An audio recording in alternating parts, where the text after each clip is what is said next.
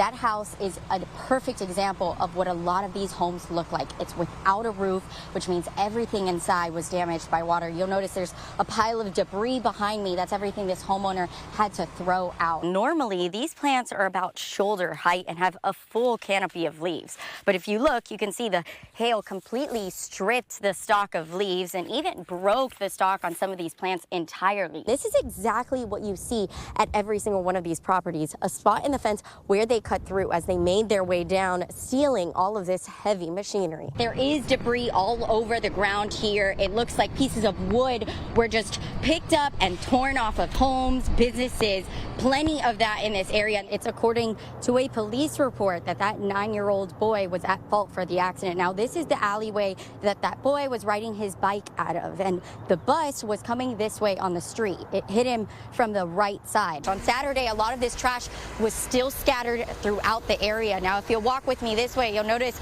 there's a dump truck over here. That's what I've seen throughout the day. Lots of these dump trucks trying to get some of this debris and trash out of here. We spoke with the chief by phone today, but right now the type of vehicle the suspect was believed to be in is not being released. The chief says that's because it could interfere with their investigation. They've already begun to set up behind me in preparation for this morning, but there's already a line of at least 20 cars lined up well down the block, and some of them getting here as early as 5 a.m. This structure next to me is the library's new kiosk, and it's essentially a vending machine but for books. But what I really want to point out is the location. It's located right next to a playground, and just a block away is the Boys and Girls Club, and that's exactly what library officials like about it the most. Crowds started lining up as early as 3:30 this afternoon, waiting for those gates to open to the public, and now they have. Now I'm actually going to show you that line has been filling up, and it actually comes from 2 different directions. And if you follow me this way, you can actually see how far back it goes. I can't even tell you who the last person in this line is. A nail biter is right. Santa Maria actually just scored. The game is still going on behind me. There's 16 seconds on that clock. Now, the entire first half was back and forth, and the score had not changed since the third quarter until just now. 2 sisters found a handwritten poem inside their dad's mobile home. It was inside of a briefcase. Now, the trailer behind me was heavily damaged inside by that fire. It's why the sisters were so shocked to find that the poem was intact. To me, you will always be my little girl. I may not be able to carry you in my arms anymore, but I will always carry you in my heart. Words from Judy Gonzalez's father to his 2 daughters. Her father, Adrian Gonzalez, died 2 days before Thanksgiving when his mobile home caught fire. This handwritten poem is one of the few things she has left of him. Her sister found it in the charred debris. It was nearly untouched. That letter brought me a piece that I will always carry, always. Judy says she remembers the night her father's home caught fire. The minute that I saw the flames and I saw the helicopter and I saw the road shut down, that for me was completely different. That was like, what happened? Where's my dad? Neighbors told her they saw the father trying to put out the fire with a water hose. They say he ran back inside to save his dog. Neither one of them made it out. Now that her father's gone, she's looking back on the time she spent with her dad. When he would call, I wish I would have just given him another 10 minutes. His death, she says, has taught her an important lesson. And it makes me realize, don't waste time. Don't waste time. During the holidays, even more. The family is working on clearing out their dad's property. They were given until the end of the month to do it, and McAllen fire officials are still investigating the cause of the fire. Live in McAllen, Cassandra Garcia, Channel 5 News at 6.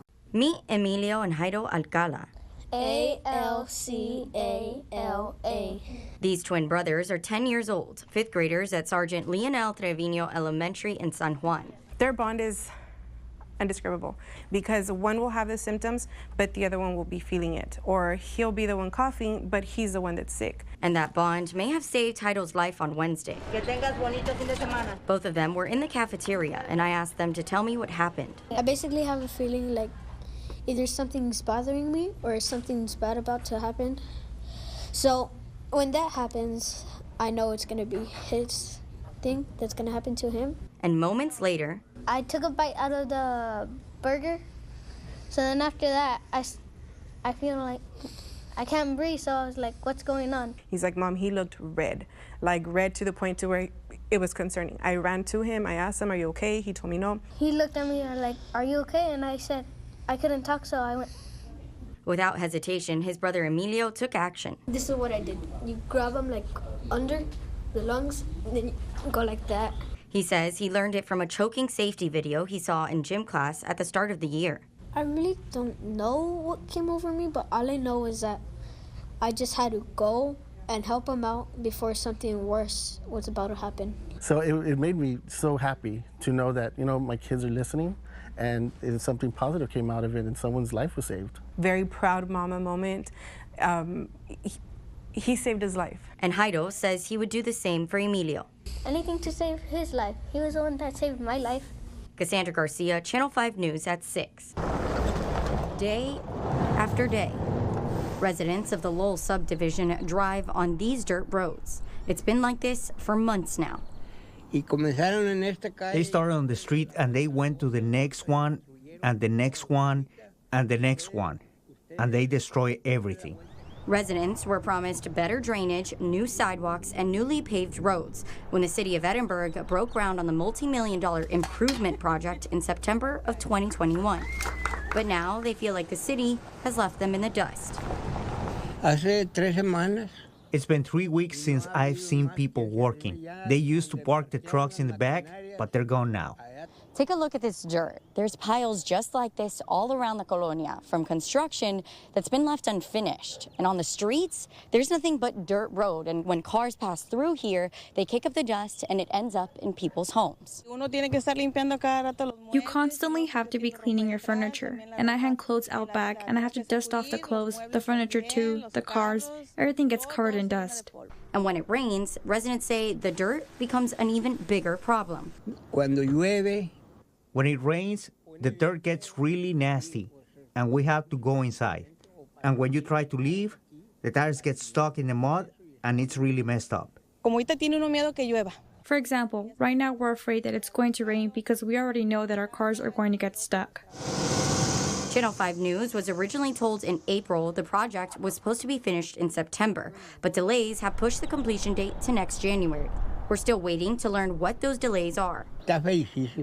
It's really bad. Please, I would like the city to come and fix it. For now, Edinburgh city officials tell us they've finished fixing the drainage and they hope to have the roadways paved by the end of this year. Cassandra Garcia, Channel 5 News at 10.